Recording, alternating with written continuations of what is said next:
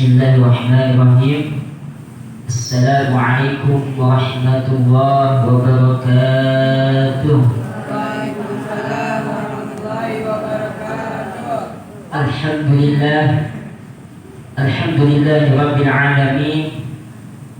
Wa bihi nasta'inu ala umuri dunya waddin.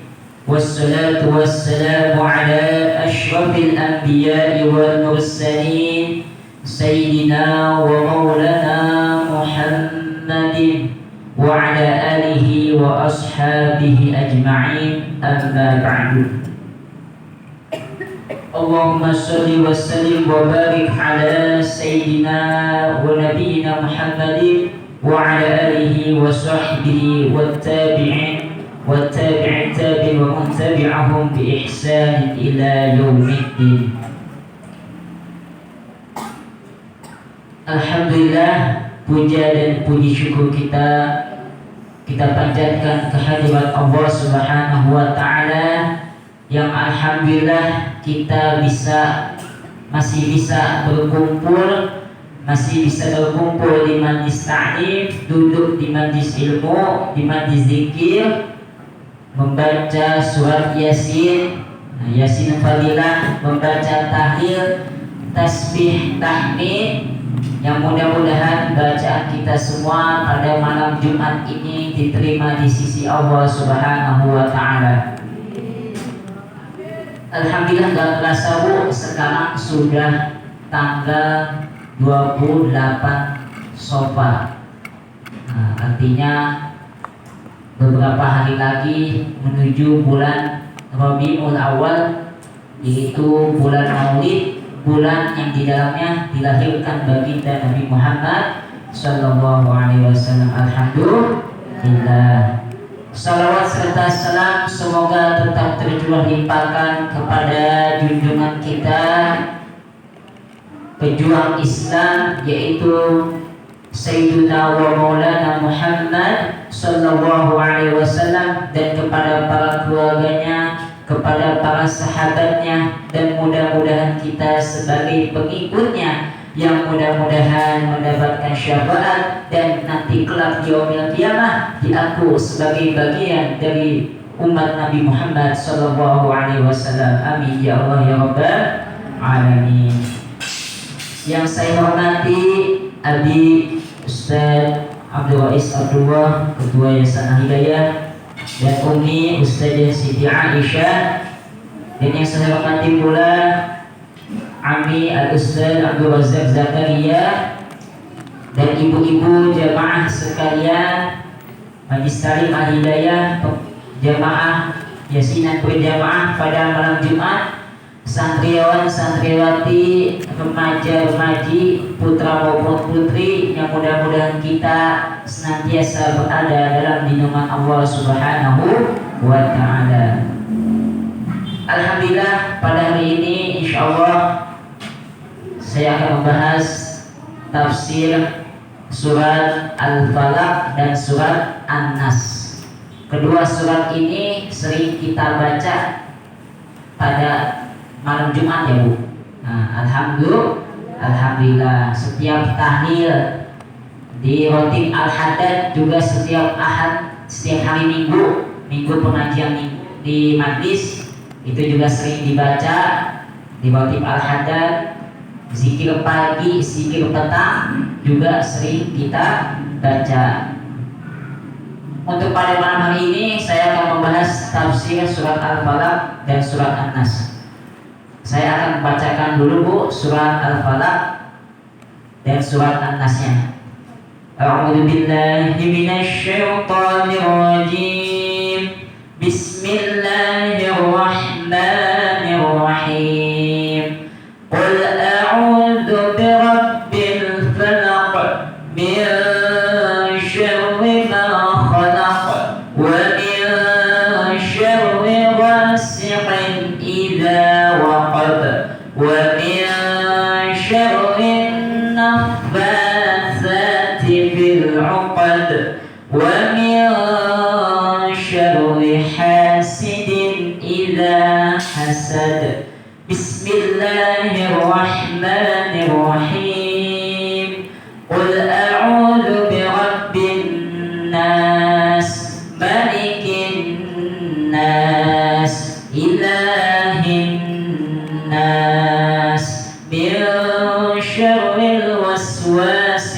khannas alladzi yuwaswisu fi sudurin nas minal jinnati wan nas. Sadaqallahul azim wa sadaqa rasulun nabiyul habibul karim wa nahnu ala dhalika minasyahidin wa syahidin rabbil alamin.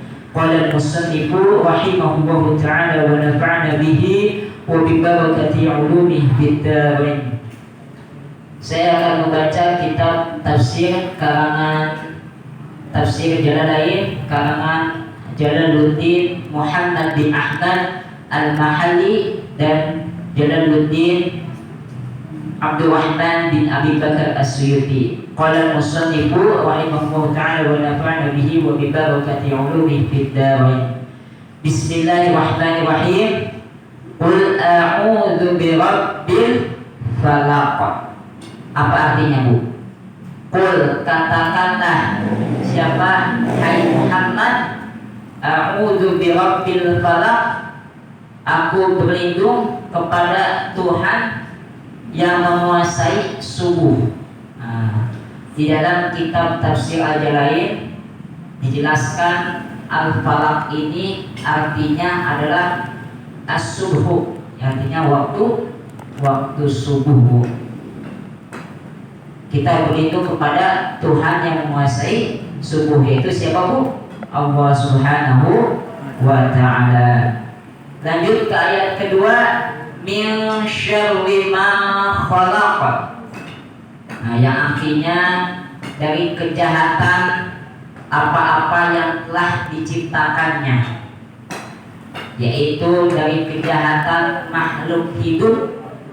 Nah, di dalam kitab tafsir Jalalain dijelaskan makhluk apa saja yang telah Allah ciptakan, yaitu dari kejahatan makhluk hidup yang berakal dan yang tidak berakal. Siapa yang berakal, Bu? Manusia, yaitu kita. Dan yang tidak berakal yaitu hewan dan tumbuhan. Dan juga dari benda-benda yang mati seperti racun dan lain sebagainya yang bisa membahayakan bagi diri kita. Ayat ketiga lanjut, wa min syarri ghasiqin idza waqab, yang artinya dan dari kejahatan malam apabila telah gelap gulita, telah memasuki kegelapan, memasuki malam hari. Nah, di dalam kitab tafsir Jalalain dijelaskan dari kejahatan malam hari apabila telah gelap gulita. Jadi masuk waktu sholat maghrib, kita masuk sholat maghrib itu sudah memasuki waktu malam, hingga dan juga kita berlindung dari kejahatan bulan purnama apabila telah terbenam.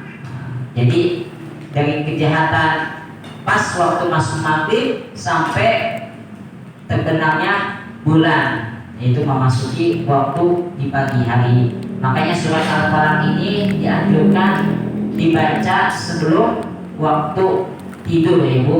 Sebelum waktu tidur ya, dianjurkan dibaca sebelum waktu tidur, dan dianjurkan juga dibaca pada saat zikir pagi dan zikir petang. Kapan, Bu, dilaksanakannya? Dibaca zikir pagi setelah sholat subuh sampai munculnya matahari, kira-kira 1 jam atau 1 jam setengah setelah azan subuh. Nah, kalau sekarang perkiraan jam 6 itu sudah memasuki waktu duha. Kita baca tuh zikir pagi sampai dari setelah sholat subuh sampai munculnya terbitnya matahari. Nah, kalau zikir petang dibacanya setelah sholat asar sampai memasuki waktu sholat maghrib. Berlanjut kepada ayat keempat, wa min syarrin naffatsati fil 'uqad, dan dari kejahatan wanita-wanita tukang sihir yang menghembus Di dalam kitab tafsir yang lain dijelaskan, yaitu tukang-tukang sihir wanita yang menghembuskan sihirnya pada buhul. Buhul itu kayak semacam tali ikatan, itu dibaca mantra, diikat pada pintalan, kemudian pintalan yang berkulit yang berbuhul itu ditiup dengan mantra-mantra sihir. Mantra-mantra sihir tanpa ludah. Imam Zarkashi mengatakan sebagaimana yang telah dilakukan oleh anak-anak perempuan Lubaid. Lubaid itu orang Yahudi yang dengki kepada Nabi Muhammad SAW. Berlanjut kepada ayat kelima, wa min syarri hasidin idza hasad, dan dari kejahatan orang-orang yang dengki apabila ia dengki. Di dalam kitab tafsir lain dijelaskan, yaitu dia yang menampakkan kedengkiannya lalu berusaha atas kedengkian tersebut.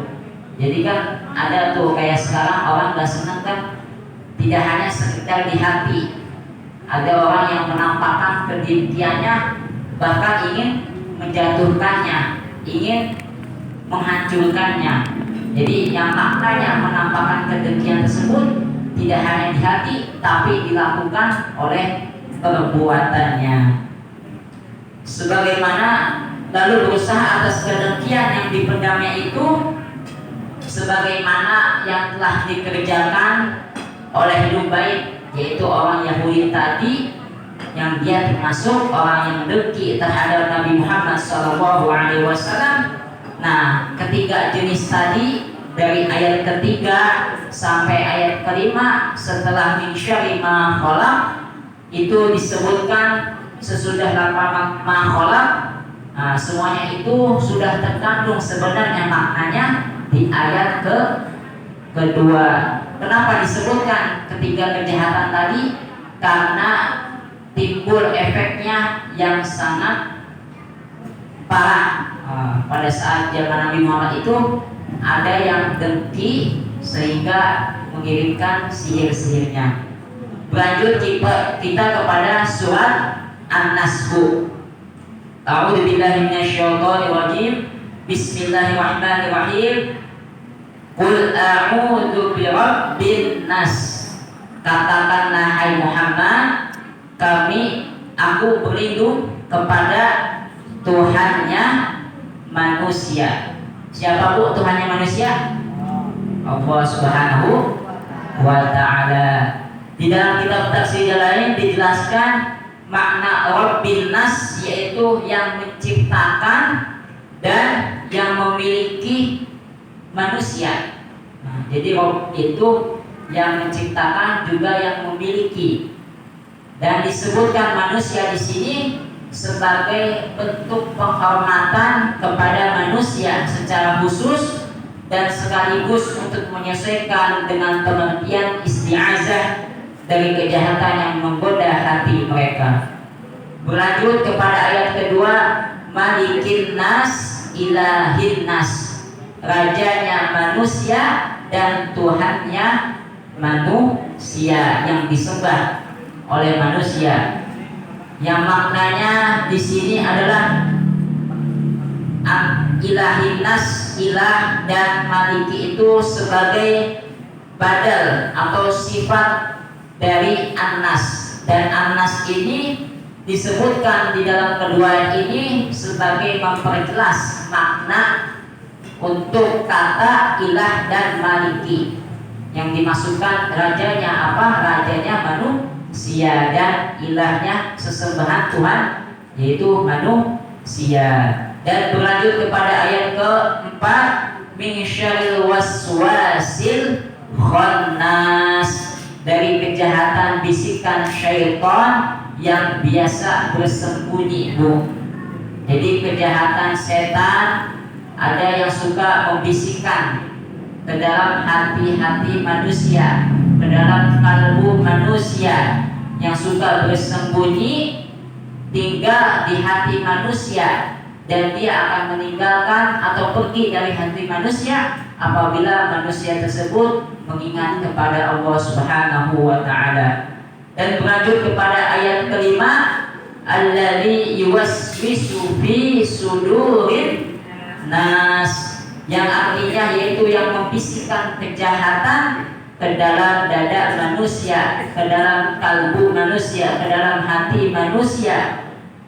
Yaitu membisikkan kejahatan ke dalam dada manusia apabila mereka lalai dalam mengingat Allah Subhanahu wa taala. Dan yang terakhir ayat ke-6, minal jinnati wan nas, dari golongan jin dan manusia. Lafal ayat ini menjelaskan pengertian setan itu tidak hanya bermakna kepada golongan jin saja, tapi setan juga ada yang dari golongan manusia, ada yang dari golongan manusia, tidak hanya dari golongan jin. Makanya ada yang suka menggoda, ada yang suka membisikkan. Kalau mau ke pengajian, datang ke majelis ilmu ya suka ada yang menggoda, mau kemana katanya, ditanya mau ngaji yasin, ngapain yasin, mendingan di rumah. Nah itu namanya setan, suka menggoda manusia. Jadi setan itu tidak hanya dari golongan jin, setan dari golongan manusia pun ada, karena setan itu sebenarnya sifat. Bisa ya, santri juga kadang ada yang mau ngaji kan digoda. Sebagaimana ini dijelaskan dalam surat Al-An'am ayat 112, yang artinya yaitu setan-setan dari jenis manusia dan dari golongan jin, dari jenis jin. Ya itu mungkin cukup sekian yang bisa saya sampaikan, sedikit tapi bermakna. Mudah-mudahan apa yang saya sampaikan bermanfaat, bisa kita amalkan dalam kehidupan sehari-hari. Allah lindungi kita dari orang-orang yang dengki, dari orang-orang yang syirik, dari orang-orang yang tidak senang kepada kita, dan Allah jaga semua kita dari godaan syaitan, baik dari golongan jin maupun manusia. Wallahu a'lamu bissawab. Astaghfirullah rabbal baraya, astaghfirullah minal khataya, astaghfirullah rabbal baraya, astaghfirullah minal khataya. Kurang lebihnya mohon maaf. Kebenaran datangnya dari Allah Subhanahu wa taala dan kesalahan datangnya dari diri saya pribadi. Mungkin itulah yang bisa saya sampaikan. Manusia tidak luput dari salah dan khilaf. Wallahul muwaffiq ila aqwamit thariq. Wabillahi taufiq wal hidayah. Wassalamualaikum warahmatullahi wabarakatuh.